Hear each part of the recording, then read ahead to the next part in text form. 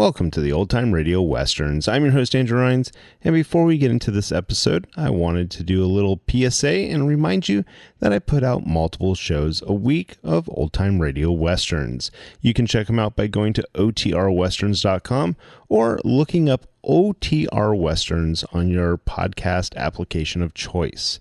We're releasing over 10 episodes a week so far, about 100 a month. So definitely want you to check that out. Again, otrwesterns.com and check it out. I also wanted to invite you to check out my sister podcast site, OT Netcast, and that's Netcast. So OT Netcast, Netcast, otnetcast.com. We're currently releasing mystery genre shows, and this is shows like The Shadow, Escape, Suspense, and The Whistler. And we have plans on bringing other shows to the network for you guys to listen to. So it's my non-Western old-time radio channel that I can kind of do other genres that not only I like, but hopefully you would like too. You can check us out by going to otnetcast.com or searching OTNETCAST on your podcast app of choice. Now let's get into this episode. This episode is going to be Frontier Town. Originally aired in 1949, and the title is Jailbird Rangers. Saga of the Roaring West.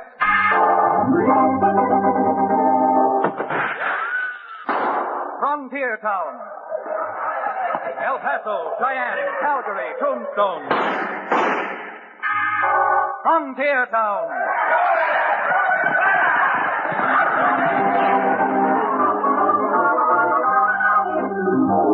Here is the adventurous story of the early West, the tamed and the untamed. From the Pecos to Powder River, Dodge City to Poker Flat. These are the towns they fought to live in and lived to fight for. Teeming crucibles of pioneer freedom. Frontier Town!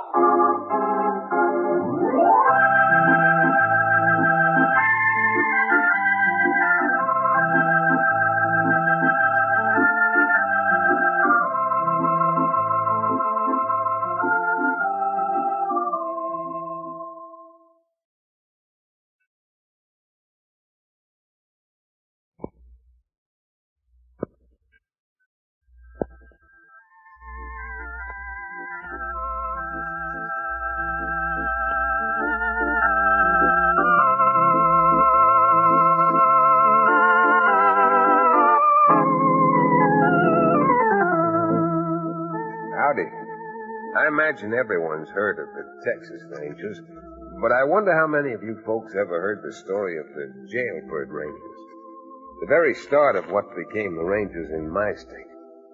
I come from Dos Rios, just north and west of Texas, and I'm the town's only lawyer. My handle, Chad Remington. And if you want to know why I feel qualified to tell you about the Jailbird Rangers, well, I guess it's because on 2 occasions they almost cost me my life. You see, not too long ago, our entire state suddenly burst wide open with every kind of thievery and knavery in the book. Rustling, bank robberies, coach holdups, and just plain and simple murder. First, the big bank in Alamo City was raided.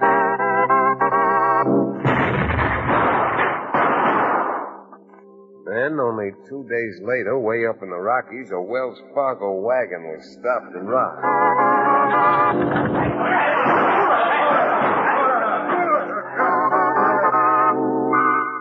Not 8 hours after that, down in the Rimrock country in the south part of the state, a trail herd of almost 2,000 head of fine cattle was raided and successfully rustled.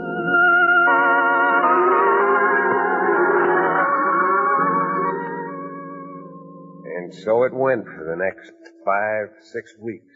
A crime in one county, and then as the sheriff and his deputies went into action, the gang struck again, maybe 400 miles and 5 counties away. Well, mighty discouraging business. And in our own county, almost every able-bodied man was deputized for the search. Even me, our local judge and the owner of the livery stable, Cherokee O'Bannon.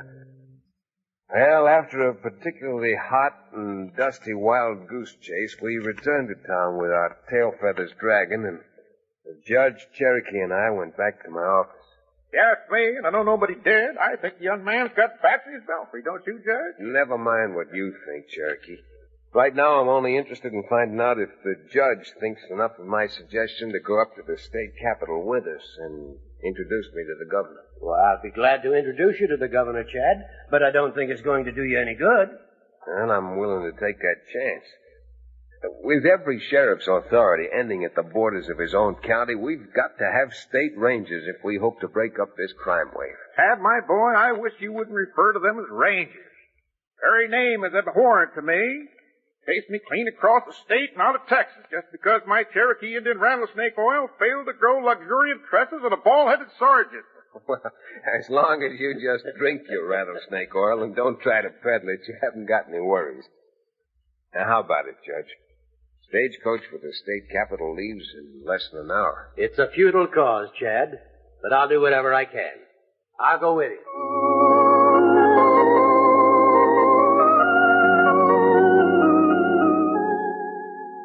If Cherokee and I had gone alone, we never would have gotten in to see the governor. The judge being along made the difference.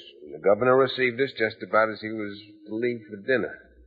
In fact, the young lady he was escorting, a willowy and lovely brunette by the name of Dolores Donovan, was there with him.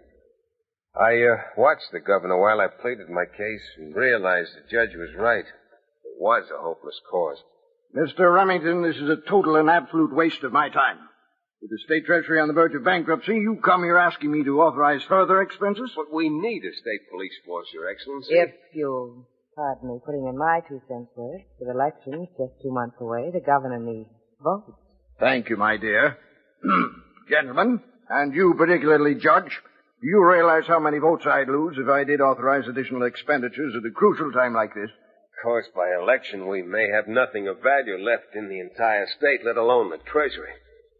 Do you realize that more than $1 million has been pilfered or sacked already, and each day that goes by Governor, we were expected at dinner 10 minutes ago, and it's still a 30-minute drive before we get there. Sorry, Miss Donovan. I had no idea I was delaying you. That's quite all right, Mr. Remington. Delighted to have met you. I do hope we meet again sometime, under less hurried circumstances.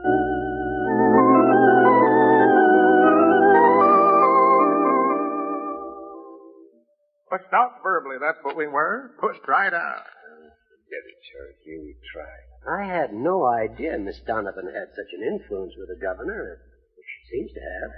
No need to apologize, Judge. You see, his wife died 3-4 years ago. And as I get the story, Miss Donovan, who's quite wealthy in her own right, moved up here from Texas. And they met. But I didn't think for a minute that, Did you see that carriage he drove her off in? The state is paying for that. No wonder the Treasury's almost bankrupt. Judge, you've done all you could so far, but would you go even further? Well, I don't know, Chad. What do you mean? I mean help me to organize my own state rangers at no expense to the state. Your own? Where could you get the men and the authority? And the authority, well, I'll assume that. Huh? The men I want, you'd have to help me get. What men, Chad? Convicts. Men who are now in the state penitentiary. Convicts? Oh, now, look, don't jump down my throat till I'm through. Remember first who most of the law officers suspect of heading up this gang of criminals we're after. You mean Vic Strybeck? I sure do mean Vic Strybeck, because I think we inherited him from Texas, where the rangers down there ran him and his gang out a short while ago. But what in the name of tomcats has Strybeck got to do with these convicts you're talking about, Chad? Well, 3 or 4 of them came from Texas. Undoubtedly know Strybeck, or at worst are known to him. Yes? Most men serving time in prison would give anything to get out. And if you could get a hand-picked few paroled to me, I think they could lead us to Strybeck in short order. And since they say it takes a crook to catch a crook, everyone would profit. You realize, of course, what would happen if the governor learned of it. He'd throw you into jail along with them. If he finds out before we catch Strybeck. After, well, I think he'll be taking bows all over the place for cleaning up the state. Chad, my friend, all this is just dreaming. How could you get a dozen men out of prison? It's not a dozen. At most, I'll need 6. And since the warden happens to be the judge's former law partner... Chad, I Oh, what's the use of arguing with you? You'll just keep on until I do it anyway.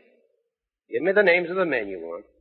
If Warden Stribling is the same man I started with in law school, I think you'll have your Jailbird Rangers before long.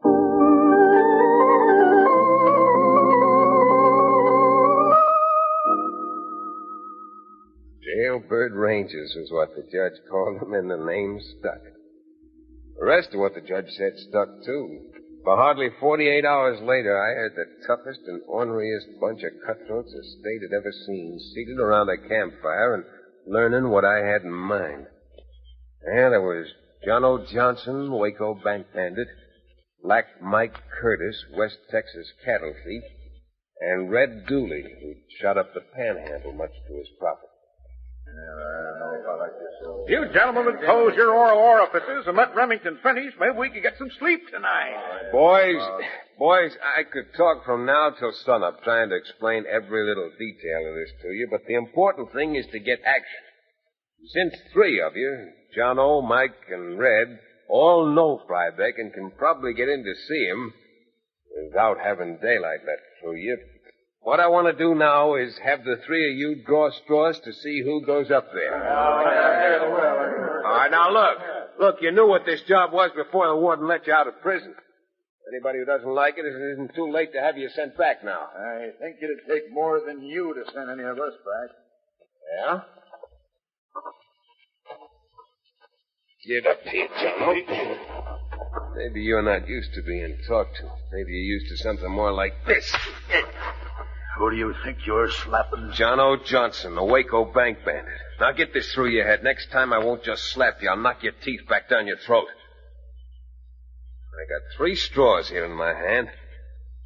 The man who pulls the short one leaves here and walks up that road toward the place you tell me Frybeck's probably using as a hideout.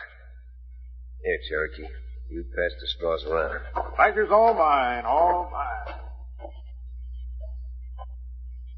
All right, who got the short one? Well, come on, hold him up. Johnson, did you hear what I said? If I go up there, Frybeck will probably kill me. You're going up there. Up in the pen, you always talk mighty tough, Jono. What's wrong, gone yellow? Sure. You two don't have to go.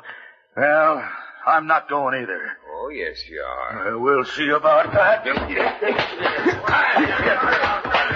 You lily-livered polecat.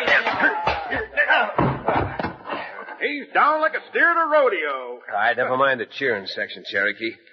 Hit Johnson to his feet and started up toward Frybeck's. Remington, I know Frybeck.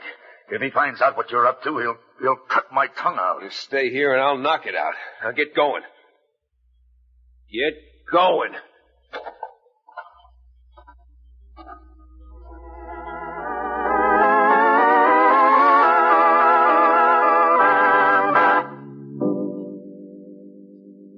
Johnson disappeared into the shadows. Just as the night swallowed him up, I saw him stop and look back, hoping no one was watching, hoping he could get away. I reached for my rifle and raised it to my shoulder. Johnson turned and shuffled ahead. Then the waiting started. There wasn't a sound, a human sound. Even Cherokee couldn't bring himself to talk. The minutes ticked off, and then the hours started to vanish into the place where time and good intentions go. Mike Curtis and Dooley, as hardened and as black-hearted as they were, sat almost motionless, their backs to 2 trees. I still don't know how much time had dragged by, but sooner or later we heard the unmistakable sounds of a horse approaching. I motioned to Cherokee and the 2 others. They got up and crowded around me. The only thought that made any sense was that it was John O. Johnson on his way back with a horse he'd either borrowed or stolen from Dix Frybeck. There's no question that it was just one horse, nothing to be afraid of. We just stood there, almost motionless, as the horse and rider came closer. Then suddenly the horse was almost on top of us, and as the rider could make us out in the dark, he swerved, and before raking his horse again, dropped something large and heavy at our feet. Holy blue blazes, Chad. What is that? That's what I'd like to know.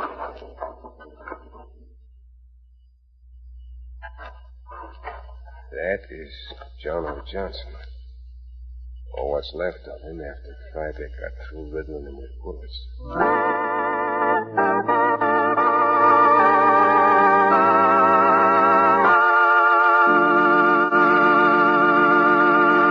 We'll return to the second act of Jailbird Rangers, our exciting frontier town adventure, in just a few moments.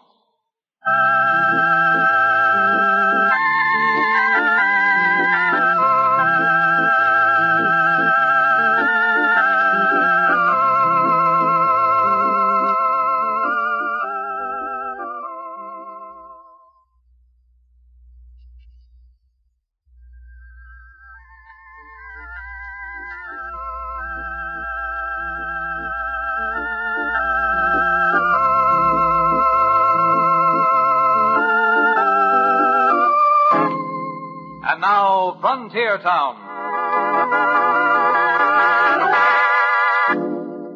It wasn't too hard to figure out what had happened.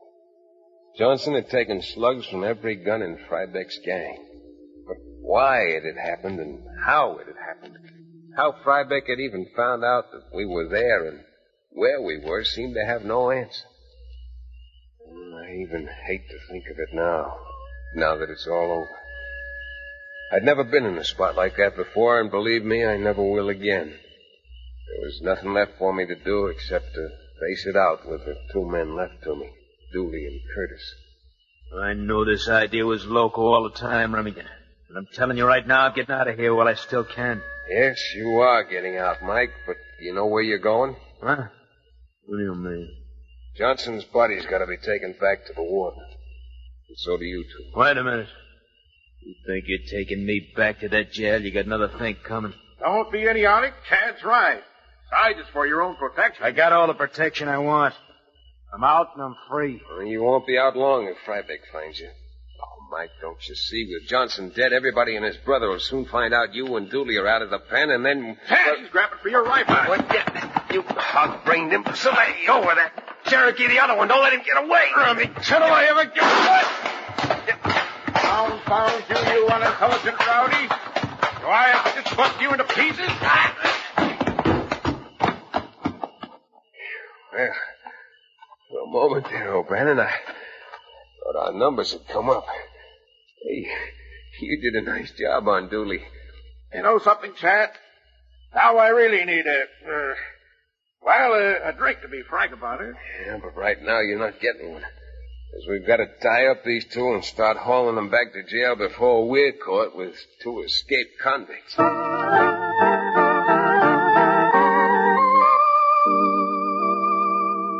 Take a little advice from a Cowtown lawyer. Never get mixed up like I did. Oh, not that the idea wasn't essentially a good one, but when you're dealing with convicts, you've paroled yourself against the strict orders of the chief executive of the state. Yeah. Well, Cherokee and I bundled up Curtis and Dooley and started back for the penitentiary as fast as his 4 horses would carry us.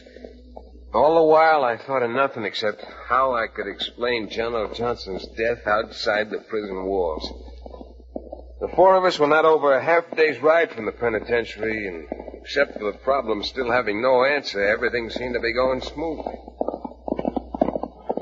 Chad, after this day is over, you don't give me 2 bits to spend over the gleaming mahogany of the nearest tavern, I'm going to drink a pint of that snake oil myself. The very thought of it makes me shudder. It's too bad you got a remedy for snake poisoning instead of lead poisoning. Because before this day is over, we may be... Uh-oh. What's this coming? It seems to be a party of horsemen. About 10 of them. Yeah, it sure does. One of them seems to... Cherokee, duck. Hey, what's the idea? Who do you think you're shooting at? You make one move and you'll never know. Hold on, boys. Yeah, that's them all right. Tom, go get their guns. Just a minute. There must be some mistake. Who do you think we are? Well, I'm not too sure about you two, but the two with you with their hands tied up are known as numbers 23476 and 35108, formerly Mike Curtis and Red Dooley. And I've got an idea that starting today, all four of you are going to be wearing numbers. Come on.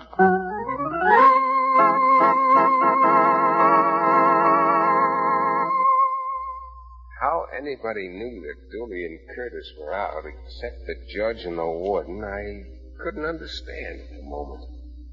But I was to find out, all right. Find out the hard way. Well, with 10 guns pointed at our backs, they had no trouble herding Cherokee and me into those little waiting rooms they call cells. I hate to be derogatory, my boy, but seems to me that your idea kind of backfired. Backfired right through John O. Johnson to start with. Now we're in it up to our necks. Please. You're a resident of a calaboose, as we are. It's the height of impropriety to speak about necks. What are we going to do, Chad? I've sent for the judge. You don't think he's going to be able to get us out of this one? Might help. After all, he is the political leader for Dos Rios County, and he does possess a certain amount of influence with the governor. And now, if you'd have sent for Dolores Donovan, you'd have picked someone who really has influence with the governor. Miss Donovan made quite an impression on you, didn't she, Cherokee? Indeed she did. Too bad it could have been vice versa. Yeah, she made an impression on me, too. And with the judge... Well, looks like the judge's coming now. Chad Remington, have you any idea of the trouble you're in? You certainly don't have to remind us, Judge. When you're outside those bars, we're behind them. Now, isn't that the kind of answer you'd expect from Cherokee Judge? He can always manage to drag bars into the conversation. Chad, how in the name of Tophet can you act so lighthearted about a thing like this? Because I think that now I've figured out a way to catch the Frybeck gang. And all you have to do to help, Judge, is to get the governor's ear privately and arrange another audience for us with him. The governor? Chad, you know it's impossible under the existing conditions. As Miss Donovan pointed out, the governor is interested in votes to re-elect him. And if you'll point out to him that landing the Frybeck gang in jail will get him more votes than all his election promises put together, well, I don't think he'll refuse to at least listen to us. Well, maybe so, Chad. Good. Get your ear over here where I can stop yelling. I'll tell you exactly what the governor ordered.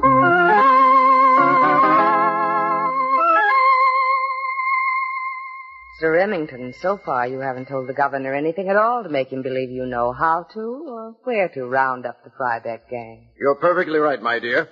In your present position, Mr. Remington, your promises don't mean a thing. Oh, Governor, I can't blame you at all for your attitude, but if I might have a moment with you alone, I'll be only too happy to tell you what I have in mind. My dear Miss Donovan, why not step outside in the anteroom with me while the governor... Just a minute, Dolores.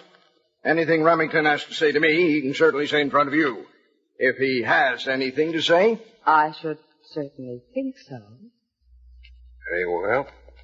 And I'm forced to admit that I have no actual plan. However, I happen to know that there's a shipment of $70,000 in gold coming into the Dos Rios State Bank tonight by train.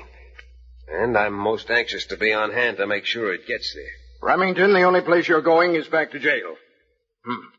You got more nerve than anyone I've ever encountered. Don't you think so, Dolores? Really, I don't think I should interfere in your business. And as a matter of fact, if you'll pardon me, I believe I'll go back to my hotel. But Dolores... I'll talk to you in the morning. Good night, gentlemen. Well, what do you know? You were right, Chad. She actually took the bait. Now do you believe me, Governor? She can't wait to get to Frybeck and tell him about that $70,000 gold shipment. So that's why she played up to me. Just to find out what was... Remington, if you're going to follow her, you'd better get going. Apparently, Frybeck is hiding not too far away from here, and we must take no chance on losing her now.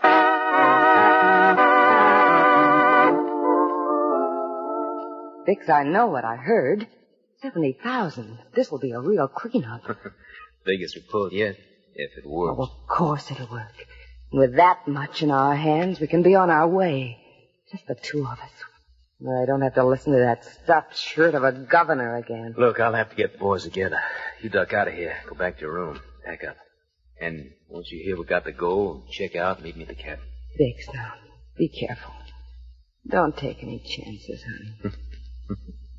With you waiting for me at the other end. Come here. Oh, Bix. Bix, darling. All right, baby. On your way now. Papa's got work to do that just ain't going to wait. With all that money in our jeans, you and me are going to do the world of brown. See you. Huh? You sure will see her, Frybeck, in jail. Cherokee, come on. Remington, of all the low, slimy snakes I've ever... Stop. Oh, no, you don't. Cherokee, keep the girl covered. I'm gonna blow you up. Still there, you little vixen? Frybeck, your number is up right now. You filthy sidewinder. You hurt him. You broke his jaw. Sure hope he did, but I'm afraid Mr. Frybeck is just out listening to the birdie.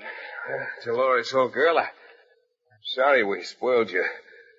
And to be polite, let's call it your elopement. But you may get out about 10 years before Frybeck does. If you love him so much, you can just wait for him.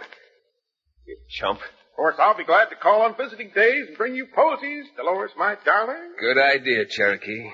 Since they missed that bank shipment, maybe you can send her bunches of goldenrod. And from you and me, personally, I think some forget-me-nots. All right, come on, Dolores. Let's be heading for jail.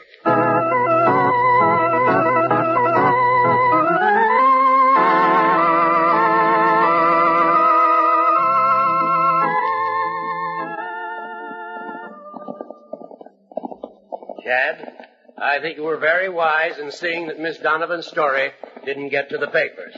Well, I didn't see where it'd serve any public purpose now that the governor's had his eyes open. The warden said that in another few days she'll be shipped back to Texas on extradition papers. Won't someone have to be sent back with Miss Donovan? You know, sort of guard her? Well, yes, of course. Well, then, Judge, I'd like to volunteer for the job.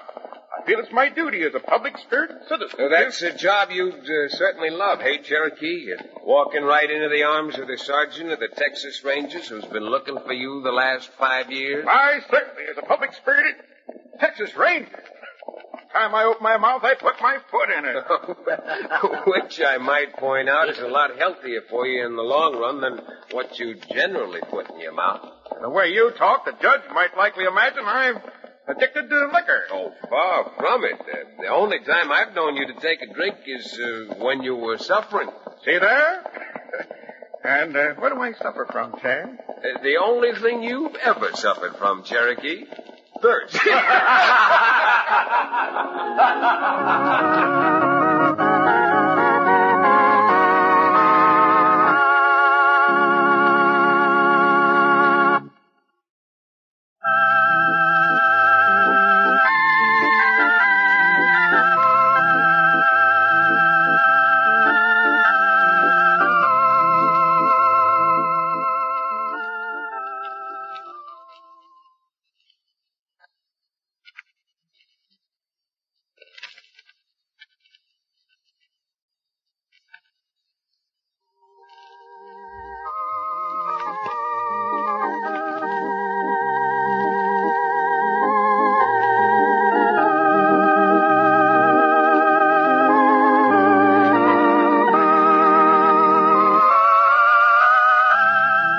Frontier Town, starring Tex Chandler and featuring Wade Crosby, is a Bruce Ells production.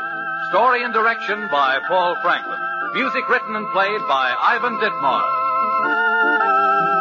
Be sure to be with us again same time next week for another fine action-adventure story with your favorite young Western star, Tex Chandler.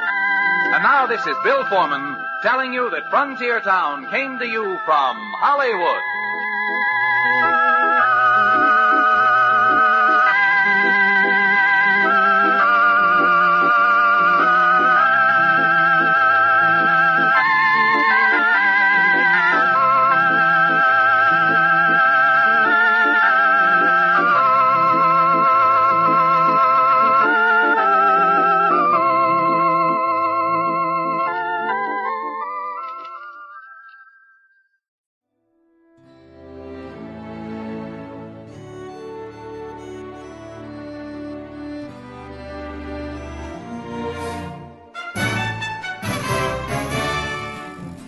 This has been a presentation of OTRWesterns.com, and we hope you enjoyed.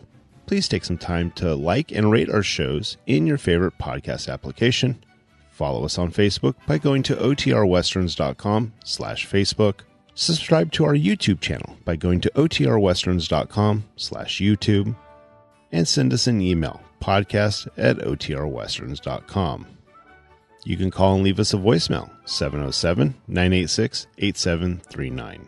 This episode is copyright under the Attribution Non-Commercial Share Alike Copyright. For more information, go to otrwesterns.com/copyright.